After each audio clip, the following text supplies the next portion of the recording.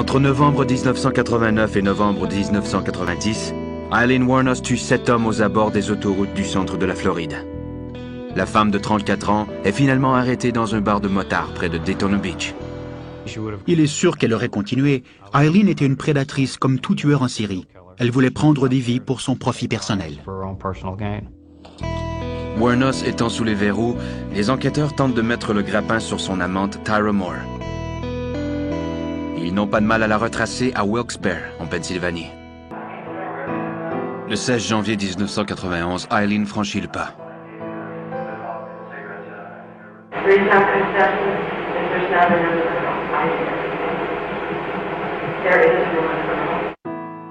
Pendant plus de 3 heures, dans une salle de la prison, Aileen fait des aveux aux enquêteurs. Elle fume, elle rit, elle pleure, et elle déballe son histoire pour protéger son amante. De toute évidence, son témoignage était spontané, mais parfois un peu décousu.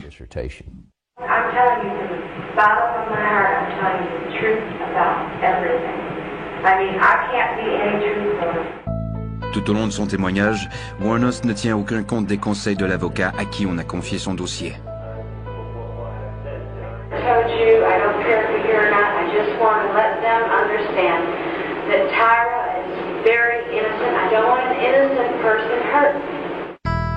Wuornos avoue avoir tué 7 hommes, mais elle prétend l'avoir fait en légitime défense.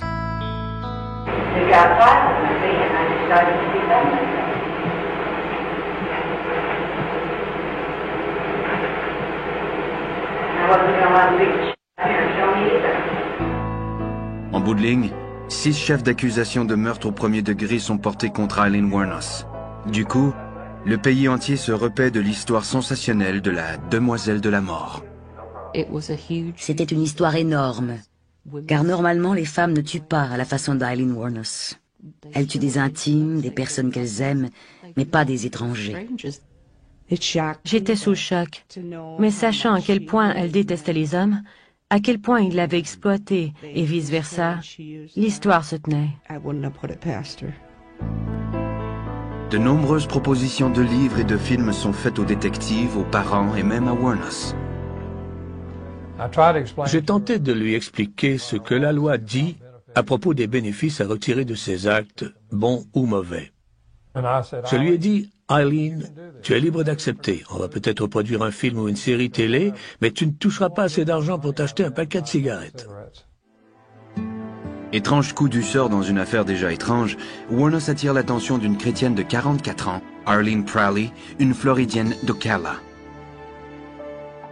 My husband and I saw her picture in the paper down here, and we just felt compelled from God to reach out to her. We didn't care about guilt or innocence. Prowley raconte à qui veut l'entendre à quel point Aileen est naturellement bonne et franche.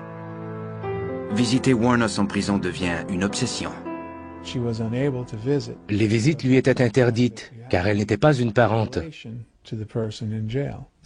Je lui ai dit que si elle adoptait Lee, elle aurait droit à des visites. Le 7 novembre 1991, Arlene Prowley et son mari adoptent légalement Aileen Wuornos. Mais l'influence de Prowley s'avère une épine au pied de l'avocate chargée par l'État de défendre Wuornos. Aileen refusait de collaborer et même de communiquer avec moi si je n'avais pas d'abord mis Arlene au parfum. Elle ne collaborait que si je tenais Arlene au courant de tout, à tous les instants. Le 15 janvier 1992, un an après son arrestation, Aileen Wuornos, 35 ans, est citée à procès dans le comté de Volusia, en Floride, pour le meurtre de Richard Mallory. Nous voulions convaincre le jury qu'Aileen Wuornos avait agi en légitime défense. Le revers de la médaille montre une femme très méchante qui fait sa proie des hommes et les tue de sang-froid. Les preuves contre Wuornos sont accablantes.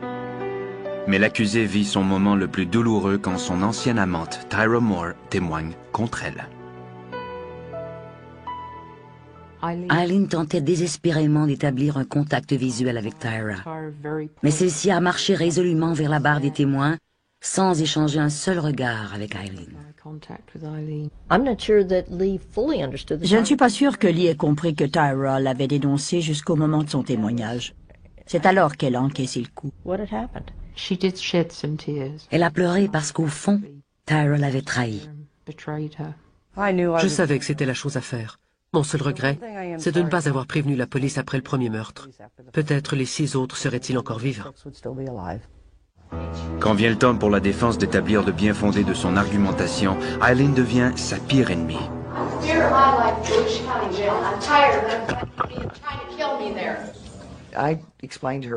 Je lui expliquai très clairement à de nombreuses occasions que son témoignage risquait d'être démoli en raison de sa personnalité, de son incapacité chronique à garder son calme. Wuornos, seule personne à témoigner en sa faveur, prétend que Richard Mallory l'a violée et torturée et qu'elle a tiré sur lui en légitime défense. He was coming toward me with his right arm, I believe, and I shot immediately, and I think I shot twice, as fast as I could. Mais durant son contre-interrogatoire, le jury a l'occasion d'entrevoir le tempérament explosif qui a empoisonné toute l'existence de Wuornos. Elle jouait la comédie de son mieux. Parfois, elle voulait donner l'impression d'une femme douce et innocente. Mais subitement, elle était prise d'un excès de colère. Sa crédibilité était nulle. Le 27 janvier, après moins de 2 heures de délibération, le jury rend son verdict. We, the jury, find the defendant, Eileen Carol Wuornos, guilty of first-degree premeditated murder and first-degree felony murder of Richard Mallory. Au moment où les jurés quittent la cour, Wuornos les invective. I was raped. I hope you get raped. Scumbags of America. Les jurés ont encore à l'esprit le souvenir de sa fureur quand commence le lendemain la phase du procès où Wuornos connaîtra sa peine. Des experts de la défense affirment que Wuornos souffre de troubles de la personnalité limite et qu'on devrait lui épargner la vie. Le jury n'est pas convaincu. Le 31 janvier 1992, Eileen Wuornos est condamnée à mort. Mais son histoire violente n'est pas terminée pour autant. Dans les années à venir, elle fera en sorte d'avoir le dernier mot. It's 7 counts of first-degree murder, 7 counts of robbery. But there's something else that needs to be told. Seigneur, me voici dans une situation extrêmement critique, avec 7 morts qui planent au-dessus de ma tête. En janvier 1992, Eileen Wuornos est trouvée coupable de meurtre au premier degré et condamnée à la peine capitale. Elle a 36 ans. Au fil des 2 années suivantes, elle ne contestera pas 3 autres accusations de meurtre, en plus de plaider coupable à 2 autres. Elle m'a demandé d'en finir. Je me suis dit, pourquoi se porter volontaire pour l'exécution?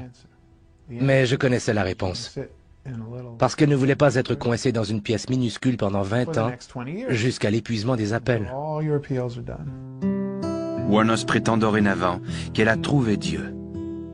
Elle croyait en Dieu, au Seigneur. C'était son bon côté. Et elle croyait qu'elle irait au ciel. La Bible était sa raison de vivre, parce qu'elle contenait la réponse à la question qu'elle se posait. Comment atteindre Dieu? Même si Wuornos fait pression pour être exécutée, elle restera dans l'antichambre de la mort jusqu'à l'épuisement des appels automatiques. Elle passe son temps à lire la Bible et à dessiner des paysages à l'encre bleue. Arlene Prowley, qui a adopté Wuornos, disparaît de sa vie après qu'Eileen l'eut accusée de tenter de l'exploiter. Arlene a conservé tous les dessins qu'Eileen lui a envoyés parce qu'elle voulait ouvrir un musée pour y vendre les œuvres d'Eileen. Dawn Bodkins, qui connaît Eileen depuis l'adolescence, reste sa meilleure amie. Eileen ne cesse de lui écrire 4 lettres par jour parfois. Je ne lui ai jamais demandé pourquoi elle avait tué ces types. J'étais sa vie à l'extérieur, sa vie tout court. Je lui ai donné des photos, je lui ai donné la neige, le soleil, l'océan. Il y a une limite à ce que l'on peut faire quand on est enfermé 23 heures par jour. Eileen n'était en contact qu'avec de très rares personnes. Elle était esseulée. Elle avait soif de contact humain. En juillet 2001, Aileen Wuornos, 45 ans, comparaît devant le juge Michael Hutchison pour demander à l'État de mettre fin à la procédure d'appel et de procéder à l'exécution. So you do wish to, in essence, fire CCRC, terminate their representation. Absolutely, and stop the using taxpayers' money and stuff like that. It's just ridiculous. Dans l'espoir de hâter son exécution, elle déclare à la cour qu'elle n'a pas commis les meurtres en légitime défense, contrairement à ce qu'elle avait prétendu. I want to come clean and tell the world I killed those men first degree. Robbed and killed them to keep from any witnesses. Mais dans une interview accordée en prison à une station de télévision d'Orlando, elle jette une partie du blâme sur la police. De fait, 3 détectives ont fait l'objet d'une enquête avant son procès pour avoir tenté de conclure un marché avec des producteurs de films. Society needs to know, and they need to investigate. Even if I'm dead and gone, they need to find out about. I think the cops knew who I was and let me become a serial killer. Elle était convaincue que c'était un coup monté, que les enquêteurs voulaient tellement jouer, comme elle disait, les gens riches et célèbres à Hollywood, qu'ils étaient prêts à laisser mourir des innocents pour favoriser leur propre ascension sociale. Le 1er avril 2002, la Cour suprême de la Floride décrète la fin de la procédure d'appel. Wuornos sera exécutée en octobre. Entre-temps, elle tente de s'arranger avec Dieu. Je viens à toi, moi qui ai passé ma vie dans le péché. Elle dresse la liste de ses nombreuses fautes, mais encore une fois, elle rejette une partie du blâme pour les meurtres sur d'autres personnes, dont son ancienne amante, Tyra Moore. J'ai rencontré Ty et elle a joué un rôle dans cette expérience. J'ai fumé, bu et juré plus que jamais, et je me suis laissé emporter encore plus avant dans le mal. Le soir avant l'exécution, Dawn Botkins visite Wuornos en prison. Ça a été dur d'entrer, mais encore plus de sortir. J'ai demandé au gardien d'ouvrir la porte très vite, parce que je ne voulais pas regarder en arrière. Je l'ai entendu dire « Je t'aime, Dawn, on se reverra de l'autre côté ». J'ai dit « Je t'aime moi aussi ». Je ne me suis pas retournée. Le 9 octobre 2002, Aileen Wuornos est exécutée par injection létale à l'âge de 46 ans. Voici ses étranges derniers mots. « Je serai de retour avec Jésus le 6 juin, comme dans le film Independence Day, avec le gros navire-mère. Je reviendrai. » C'était sa façon de parler de Dieu. En plus, ça intriguait tout le monde. Elle a eu le dernier mot. Après l'exécution, Wuornos est incinérée. Dawn rapporte ses cendres au Michigan. J'ai planté cet arbre pour elle, et j'ai mis ses cendres ici. Après tous ses malheurs en Floride, il fallait qu'elle revienne à la maison parmi les gens qui l'aiment. Elle repose ici. La vie d'Aileen Wuornos a été une tragédie. Certaines personnes ont vécu pire qu'elle, mais sans devenir comme elle. Il n'y a pas d'excuse. Je ne pense pas que Lee ait jamais compris pourquoi sa vie ne tournait pas rond. Elle savait que ça ne marchait pas, mais elle n'a jamais su pourquoi. Ça me rend triste, ça me fait pleurer et ça me fait mal. Mais il faut aussi penser aux victimes. Il y avait des oncles, des pères parmi eux, et c'était aussi des humains. Seigneur Dieu, je vous prie de me pardonner et de me donner la vie éternelle. Amen.